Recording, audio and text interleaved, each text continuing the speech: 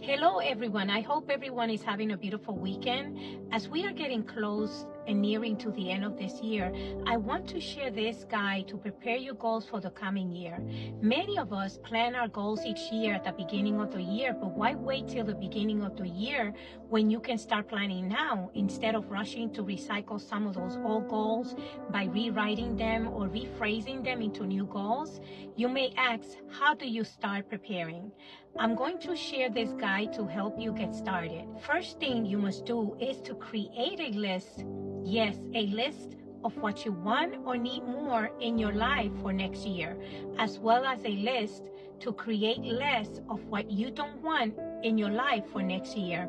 And I hope this makes sense so far. It sounds a bit paradoxical, but it works. By simply using this guide and exercise, it will help you prepare your goals for this coming year. Trust me, this guide will embark you in a journey of self-discovery by providing you with the tools that you will need that will help you to create more of what you want or need, but also evaluate what you don't want and create less of it through self-awareness. So let's get started. How to create more of what you want. First, I would like to recommend creating a list, sort of like a pros and cons list. And in this list, you're going to write down what you want more of for the next year. It is recommended to write at least 9 for each section items that you want more. Write down the pros and cons of these that you have chosen. The next step is to break it down into the 5 top priorities of what you want to create more. And this exercise will allow you to see the possibilities rather than looking for it as an obstacle or like barriers in achieving them, thus creating unneeded stress. For each of the top 5 priorities, you're going to break it down, each one with 5 action steps that will help you to create more of what you want. See the illustration in the video.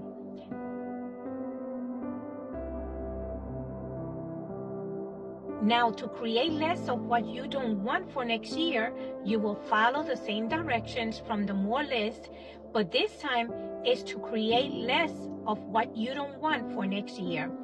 Create the same type of list of the things that you want less for next year. Think it through. And it is like going through your closet and separating the clothes that you no longer want and the clothes that you want to keep. Then decide on what you're going to do with them. Will you donate them or sell them? In the very same way, you're creating this list.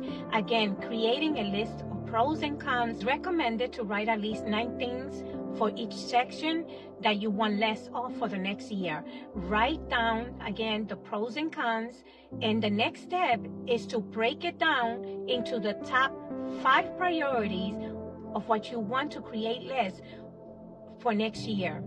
And for each top priorities, you will break it down with 5 action steps that will help you create less of what you don't want. And this will help you narrow it down into a commitment of creating less of what you don't want. See the illustration.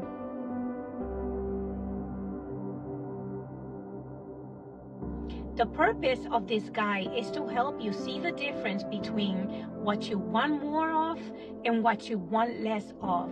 Are you ready to be challenged in creating less of what you don't want and more of what you want? Another way to look at it is to compare it and contrast each one by asking yourself, what makes me feel full or what makes me feel empty?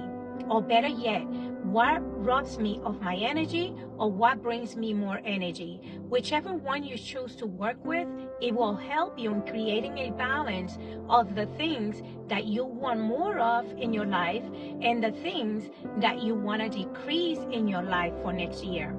You would not want to do something that does not fill you with energy or do more of it.